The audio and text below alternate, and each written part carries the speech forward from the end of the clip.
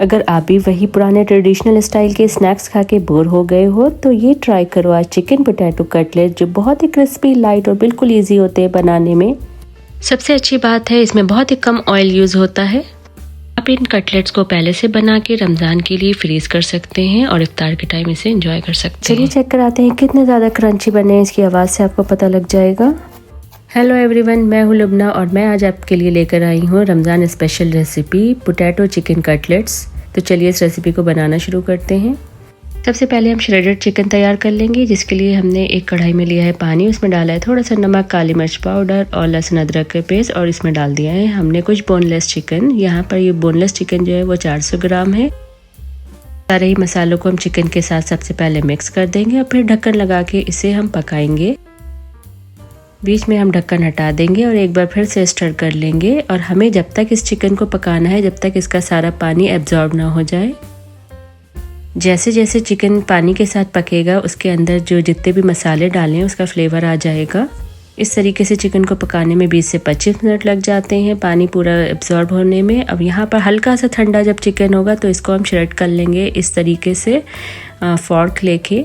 अगर आप चाहें तो फॉर्क से नहीं करना है तो आप इसको चॉपर में डाल के भी श्रेड कर सकते हैं चिकन को, तब भी वो बारीक बारीक जो है श्रेडेड हो जाता है। या फिर आप हाथ से भी इसको चिकन को श्रेड कर सकते हैं, पर हल्का सा गर्म होना चाहिए ताकि वो ईजिली चिकन के पीसेस निकल जाएं। ये देखिए यहाँ पर हमारा चिकन जो है वो श्रेड हो चुका है। तो चलिए अब हम कटलेट्स के लिए मसाला तैयार कर लेते हैं। यहाँ पर हमने लिए 3 से 4 आलू, जिसे हमने पहले से बॉईल कर लिया था। छिलका निकालने के बाद इसे हम फाइनली मैश कर लेंगे, इस तरीके से मैशर से कर लेंगे या फिर हाथ से भी कर सकते हैं। अब इसमें हम शामिल कर देंगे श्रेडेड चिकन जो हमने अभी बनाया था। फिर इसके बाद इसमें हम शामिल करेंगे बेल पेपर। रेड कलर की बेल पेपर को हमने फाइनली चॉप कर दिया है और उसका जितना भी पानी था वो इसको इस कर लिया है। साथ ही साथ इसमें हमने थोड़ी सी कैरेट भी चॉप करके डाल दी है और इसमें हमने चॉप करके अनियन भी शामिल कर दी है। 2 से 3 हरी मिर्ची महीन महीन काट के डाल देंगे। साथ ही साथ हरे धनिया की पत्ती भी शामिल कर देंगे।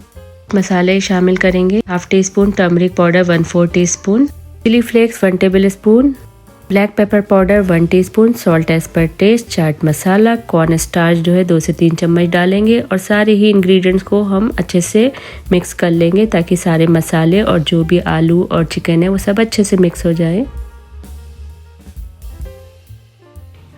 मिक्सिंग में हम साथ ही साथ थोड़ा सा ऑयल भी ऐड कर देंगे ताकि अच्छी सी बाइंडिंग हो जाए।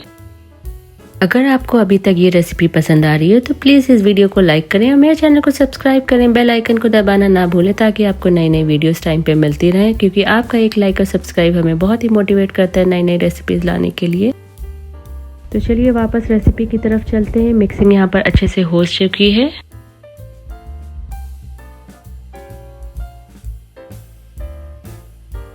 हाथों में थोड़ा सा ऑयल लगा लेंगे और यहाँ पर एक पोर्शन लेंगे जिसे हम राउंड राउंड बॉल की तरह कर लेंगे।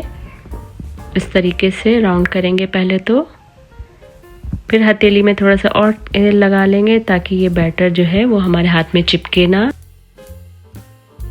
अब ये जो हथेली है इससे हम थोड़ा प्रेस करेंगे और हम जो सा भी आप शेप देना चाहें आप दे सकते हैं। यहाँ पर हम जो है ओवल शेप दे रहे हैं। बिल्कुल ये जो इसके कॉर्नर्स हैं उसे हल्का सा पॉइंटेड कर देंगे तो यहाँ पर ओवल शेप आसानी से बन जाएगा और देखने में भी अच्छा लगेगा। आप चाहें तो राउंड शेप के भी कटलेट्स बना सकते हैं। तो साइड की एजेस स्मूथ कर लेंगे ताकि कुछ भी टूटे ना, और यहाँ पर अच्छे से सेट करने के बाद हम एक प्लेट में निकाल के रख देंगे इसे। इसी तरीके से जितना भी आपके पास बैटर है आप उससे सारे कटलेट्स बना के रेडी कर लें और फिर इसे फ्रीज़र में भी रख सकते हैं ताकि जब भी आपको तलना हो आप उस टाइम पे तल सकते हैं। तो यहाँ पर जितने भी हमें अभी कटलेट्स खाना है उतने हम शेप बना के रख लेंगे। ये देखिए कितना अच्छा सा आसानी से शेप बन गया है। अब चलते हैं आगे कोटिंग की तरफ। कोटिंग के लिए हमें चाहिए ब्रेड क्रम्ब और दूसरी प्लेट में हम लेंगे कॉर्न स्टार्च। यहाँ 3 से 4 चम्मच हम कॉर्न स्टार्च ले लेंगे और धीरे धीरे पानी ऐड करेंगे। फिर इसके बाद इसे हम मिक्स कर लेंगे। हमें एक स्लरी बनाना है, ना ही बहुत गाढ़ी होना चाहिए ना ही बहुत पतली होना चाहिए। तो इस स्लरी में थोड़ा सा पानी और ऐड कर देंगे और इसमें हम थोड़ा सा नमक भी ऐड कर देंगे ताकि इसमें भी थोड़ा सा जायका आए।